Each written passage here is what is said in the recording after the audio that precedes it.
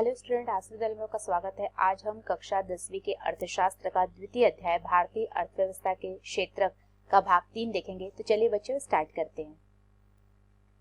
आज हम देखेंगे क्षेत्रकों में ऐतिहासिक परिवर्तन। जो सेक्टर्स होते हैं उसमें किस प्रकार के जो है ऐतिहासिक परिवर्तन हुए, चेंजेस हुए। सामान्यतः अधिकांश विकसित देशों के इतिहास में यह देखा गया है कि विकास की प्रारंभिक अवस्थाओं में प्राथमिक क्षेत्रक ही आर्थिक सक्रियता का सबसे महत्वपूर्ण क्षेत्रक रहा है। कहने का तात्पर्य यह है बच्चों कि अगर हम हिस्ट्री को देखते हैं, जो डेवलप कंट्री आज है, अगर हम उनकी हिस्ट्री को देखते हैं तो जब वो विकास कर रही थी, जब वो एक डेवलपिंग कंट्री बन रही थी, उस समय सबसे ज्यादा जो जीडीपी है, जो ग्रॉस डोमेस्टिक प्रोडक्ट या सकल घरेलू उत्पाद है, उसमें सबसे ज्यादा कौन से सेक्टर का भूमिका थी, सबसे ज्यादा जो है किसका महत्वपूर्ण हिस्सा था। तो अगर हम ये देखें तो ये था प्राथमिक क्षेत्र, जिसे कि हम एग्रीकल्चर सेक्टर के नाम से जानते हैं। तो जो फर्स्ट सेक्टर जो था, जो प्राथमिक क्षेत्र जो क्षेत्रक था, मतलब कि आपका फर्स्ट सेक्टर जो था, उसी में सबसे ज्यादा उसका रोल था वहां के डेवलपमेंट में, वहां के अर्थव्यवस्था में, उस देश के आर्थिक विकास में। जो प्राथमिक क्षेत्रक थे, जो प्राथमिक सेक्टर्स थे, उनका सबसे ज्यादा था। तो जो भी राष्ट्र आज विकसित देशों की श्रेणी में है, अगर उनके इतिहास पे हम नजर डालें तो उनके जब वो विकासशील देश थे, जब वो विकास कर रहे थे, तब उनकी अर्थव्यवस्था में सबसे महत्वपूर्ण क्षेत्रक कौन सा था? वो था आपका प्राथमिक क्षेत्रक, जिसका कि जीडीपी में सबसे ज्यादा इंपॉर्टेंट रोल था। जैसे जैसे कृषि प्रणाली परिवर्तित होती गई और कृषि क्षेत्रक समृद्ध होता गया, वैसे वैसे पहले की तुलना में अपेक्षाकृत अधिक उत्पादन होने लगा।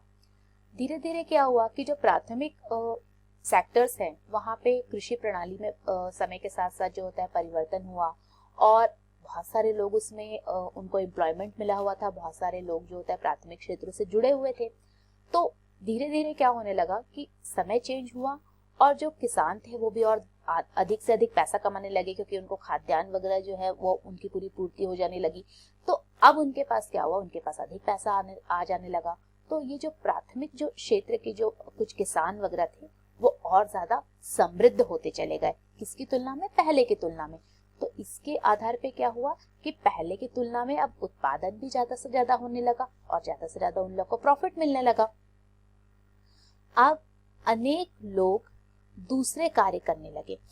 देखिए, समय के साथ साथ कुछ ना कुछ परिवर्तन हर देश, हर राष्ट्र, विश्व में आता है। तो सभी पूरे विश्व की अगर हम बात करें तो जब समय चेंज होता है तो कुछ ना कुछ हमें परिवर्तन देखने को मिलता है।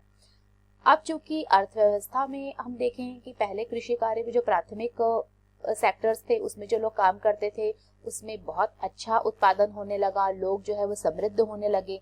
तो इसमें क्या हुआ कि अब जो लोग समृद्ध हो गए, तो उसमें से जो होता है कुछ लोग जो है व्यापार और जो शिल्पी और व्यापारियों की संख्या में वृद्धि होने लगी। कैसे? क्योंकि जो समृद्ध लोग हो गए, अब उनको ऐसा लगा कि हम जो है, हमारे पास उत्पादन तो है, हमारे पास वस्तुएं तो हैं, लेकिन उसके लिए एक मार्केट भी तो चाहिए। तो उसी में से जो है वो कुछ लोग अब क्या किए, वो जो है वो इंडस्ट्रियलिस्ट बन गए, उद्योगपति बन गए, व्यापारी बन गए, मर्चेंट बन गए, शिल्पी बन गए।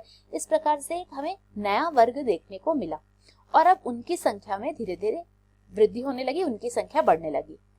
क्रय विक्रय की गतिविधियां कई गुना बढ़ गई। अब जो खरीदने लेने की, जो क्रय विक्रय की जो गतिविधियां थी, वो पहले की अपेक्षा बहुत ज्यादा बढ़ गई।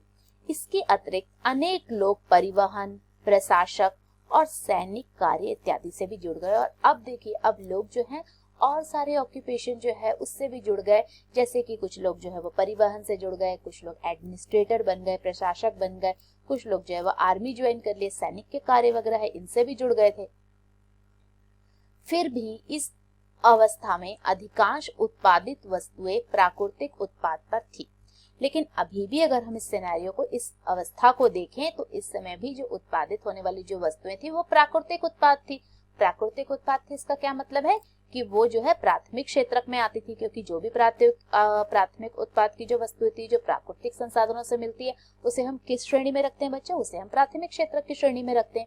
इसीलिए ये अभी भी जो है, जो प्राथमिक क्षेत्रक के जो लोग थे उसी में लोग ज्यादा से ज्यादा जनसंख्या जो है वो काम कर रही थी। प्राथमिक क्षेत्र के लोगों को ज्यादा से ज्यादा एम्प्लॉयमेंट प्रोवाइड किया हुआ था, तो अभी भी इसी का महत्व था और अधिकांश लोग इसी क्षेत्र में रोजगार प्राप्त कर रहे थे क्योंकि उनको वहां से रोजगार मिल रहा था और उसी से उनकी आजीविका चल रही थी, इसीलिए इसी का अभी तक योगदान था। तो अगर हम भारत की भी बात करते हैं तो अगर आज से 40-45 साल पहले की अगर हम भारत की बात करें तो इंडिया में जो जीडीपी थी, जो सकल घरेलू उत्पाद था, उसमें सबसे ज्यादा योगदान कौन से सेक्टर का था? तो वो प्राथमिक सेक्टर का था। अब लंबे समय 100 वर्षों से अधिक के बाद अब हम बाद के काल में आते हैं और उसमें देखते हैं विशेषकर विनिर्माण की नवीन प्रणाली के प्रचलन से कारखाने अस्तित्व में। अब क्या हुआ? मैन्युफैक्चरिंग होने लगा, चीजें जो है वो निर्मित होने लगी, मतलब जो निर्मित माल था उसे फिर से जो है विनिर्माण, उसको मैन्युफैक्चरिंग करके हम जो है कुछ नया चीजें बनाएं। तो इस प्रकार से क्या हुआ कि अब क्या हुआ? Industry revolution. अगर आप इतिहास में भी नजर डालें तो आपको पता है कि किस प्रकार से इंडस्ट्री रिवॉल्यूशन आया था और जिससे अब कारखाने स्थापित हो गए थे और उनका प्रचार प्रसार होने लगा था। जो लोग पहले खेतों में काम करते थे उनमें से बहुत अधिक लोग अब कारखानों में काम करने लगे। तो पहले जो खेतों में जो लेबर वगैरह होते थे, अब उन्होंने क्या किया, उसकी जगह जो है वो लोग अब कहाँ पे आ गए? वो कंपनी में आ गए, फैक्ट्री में आ गए, कारखानों में आके काम करने लगे थे और उनको जो है अब यहाँ पे ज्यादा से ज्यादा एम्प्लॉयमेंट मिलने लगा था। आपको पता है कारखानों में सस्ती दरों पर उत्पादित वस्तुओं का लोग इस्तेमाल करने लगे थे। आपको ये बात पता ही होगा बच्चों कि अगर हम इतिहास पर दृष्टि डालें तो किस प्रकार से जो है जब ब्रिटेन में इंडस्ट्रियल रिवॉल्यूशन हुआ, औद्योगिक क्रांति आई, तो वहां पे क्या हुआ? अगर हम मान लीजिए कोई भी एक प्रोफेशन, कोई भी एक ऑक्यूपेशन को ले लेते हैं, मान लीजिए आप ले लीजिए कपड़े को, तो किस प्रकार से जो होता है वहां पे कपड़ा, क्योंकि मशीनों से बना हुआ कपड़ा जो है वह कम कीमतों में मिलता था और अच्छा सुंदर भी देखने को मिलता था। तो लोगों में जो है लोकप्रियता और मांग किसके प्रति बढ़ गई? जो ब्रिटेन के औद्योगिक क्रांति के फलस्वरूप जो कारखानों में बनने वाले कपड़े हैं वो ज्यादा बिकने लगे। भारत में भी बिकने लगे और अन्य विश्व के संपूर्ण देशों में जो है यही स्थिति थी। जबकि अगर हम भारत की बात करें तो भारत में क्या था? भारत में चूंकि जो बुनकर होते थे वो हाथ से कपड़ा बुनते थे तो उसमें ज्यादा पैसा लगता था और समय भी लगता था, तो इस प्रकार से, और वो देखने में भी इतने ज्यादा सुंदर नहीं होते थे जितना मशीन से बने कपड़े होते हैं। तो इसीलिए जब ये औद्योगिक क्रांति के फलस्वरूप क्या हुआ था कि कारखानों में जो वस्तुएं उत्पादित होती थी उनकी मांग तेजी से फैलने लगी थी और उन्हीं वस्तुओं का लोग ज्यादा से ज्यादा जो है यूज करने लगे थे, इस्तेमाल करने लगे थे। और कुल उत्पादन एवं रोजगार की दृष्टि से द्वितीयक क्षेत्रक सबसे महत्वपूर्ण हो गया। धीरे धीरे समय चेंज हुआ। पहले जैसे कि प्राथमिक क्षेत्रक जो होता है उसका सकल घरेलू उत्पाद में बहुत महत्वपूर्ण योगदान था, अब उसकी जगह जो है जो द्वितीयक क्षेत्र है, जो इंडस्ट्रियल जो सेक्टर था वो इम्पोर्टेंट हो गया था, उसका महत्व बढ़ गया था और उत्पादन और रोजगार की दृष्टि से जो है अब वो जीडीपी में अपना ज्यादा योगदान देने लगा था। इस कारण अतिरिक्त समय में भी काम होने लगा। इसका अर्थ है कि क्षेत्रकों का महत्व अब परिवर्तित हो गया था। तो पहले जो महत्व प्राथमिक क्षेत्र का था, अब समय के साथ साथ जो है चेंज आया और क्या हुआ कि यह महत्व जो है सेकेंडरी सेक्टर या फिर इंडस्ट्रियल सेक्टर का हो गया था। अब उसके बाद फिर एक समय चेंज हुआ। देखो, समय के साथ साथ परिस्थितियां बहुत ज्यादा चेंज होती है।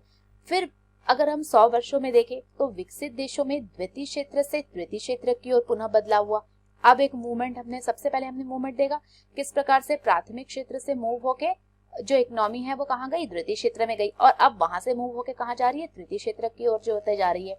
अब कुल उत्पादन की दृष्टि से सेवा क्षेत्र का महत्व बढ़ गया।